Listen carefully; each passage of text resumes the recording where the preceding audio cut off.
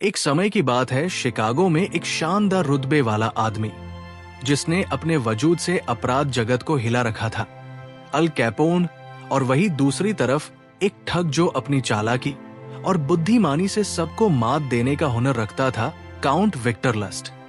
जब ये दोनों मिले तो एक ऐसी कहानी जन्मी जिसने चालाकी और मानव मनोविज्ञान की परिभाषा को बदल कर रख दिया। क्या आपने कभी सोचा है कि एक ठग सबसे खतरनाक गैंग को बिना धोखा दिए उसके ही पैसे से उसे बेवकूफ बना सकता है? ये कहानी है बेईमानी और ईमानदारी के उस बेमिसाल मेल की जिसने अल कैपोन को भी सोचने पर मजबूर कर दिया। नमस्कार दोस्तों, आज हम बात करेंगे द 40 एटलास ऑफ पावर के लॉ नंबर 12 की use selective honest and generosity to disarm your victim. 1926 का साल था। शिकागो का आसमान काले धुएं से भरा था और शहर की गलियां खौफ और रहस्य से गूंज रही थी। अल कैपोन उस वक्त का सबसे खूंखार और ताकतवर गैंगस्टर अपने आलीशान ऑफिस में बैठा था। उसके चारों तरफ बंदूकधारी गार्ड्स खड़े थे और कैपोन अपनी कुर्सी पर आराम से धुआं उड़ाता हुआ सोच रहा था कि उसका अगला कदम क्या होगा। तभी दरवाजा खुला और एक लंबा शानदार कपड़े पहने आदमी अंदर आया। उसके कपड़ों से उसकी शान झलक रही थी और उसके चेहरे पर आत्मविश्वास।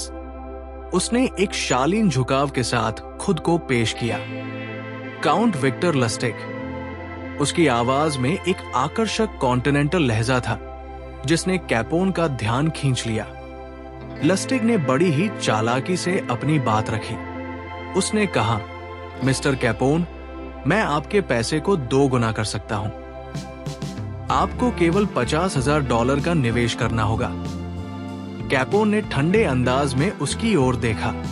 वो जानता था कि दुनिया में लोग हर किसी को ठगने की कोशिश करते हैं, लेकिन लस्टिग की शख्सियत, उसकी चालाकी और आत्मविश्वास ने कैपोन को प्रभावित किया।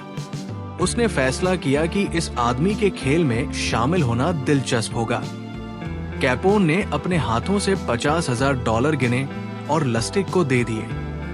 ठीक है काउंट, उसने कहा, 60 दिनों में इसे 2 गुना कर दो। लस्टिग ने मुस्कुराते हुए पैसे लिए और शिकागो के एक बैंक में सुरक्षित जमा बॉक्स में रख दिए। इसके बाद वो न्यूयॉर्क चला गया जहां उसकी अन्य योजनाएं चल रही थी। 2 महीने तक वो अपने काम में लगा रहा, लेकिन उस पैसे को छुआ तक नहीं। 2 महीने बाद लस्टिग फिर से शिकागो लौटा। वो कैपोन के ऑफिस में गया जहां कैपोन उसे घूरते हुए बैठा था। उसके गार्ड्स पहले से ज्यादा खतरनाक लग रहे थे। लस्टिग ने एक गहरी सांस ली और कैपोन से कहा, मुझे खेद है मिस्टर कैपोन, योजना विफल हो गई। मैं पैसे को 2 गुना नहीं कर सका। कैपोन के चेहरे पर गुस्सा साफ झलक रहा था। उसने अपने गार्ड्स को इशारा किया और लस्टिग ने महसूस किया कि उसका अंत शायद अब नजदीक था। लेकिन तभी लस्टिग ने अपनी कोट की जेब से $50,000 निकाले और कैपोन की टेबल पर रख दिए। ये लीजिए सर, आपका एक एक पैसा वापस। मैं आपके पैसे को 2 गुना करना चाहता था, लेकिन मैं असफल रहा। कृपया इसे मेरी नाकामी समझें। कैपोन हैरान रह गया।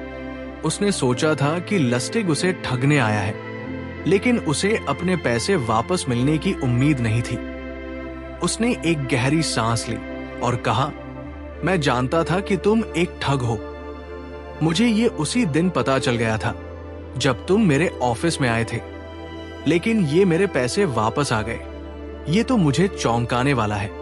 लस्टिग ने सिर झुकाया और कहा, मुझे खेद है मिस्टर कैपोन, मैं आपकी उम्मीदों पर खरा नहीं उतर पाया। कैपोन ने थोड़ी देर सोचा और फिर मुस्कुराते हुए $5,000 निकाले। तुम ईमानदार हो। अगर तुम्हें कभी मदद की जरूरत पड़े तो मैं तुम्हारे साथ हूं। ये लो, $5,000 तुम्हारे लिए। लस्टिग ने विनम्रता से सिर झुकाया, पैसे लिए और वहां से चला गया। लेकिन अंदर ही अंदर वो अपनी चालाकी पर मुस्कुरा रहा था। $5,000 वही थे जो उसे हमेशा से चाहिए थे।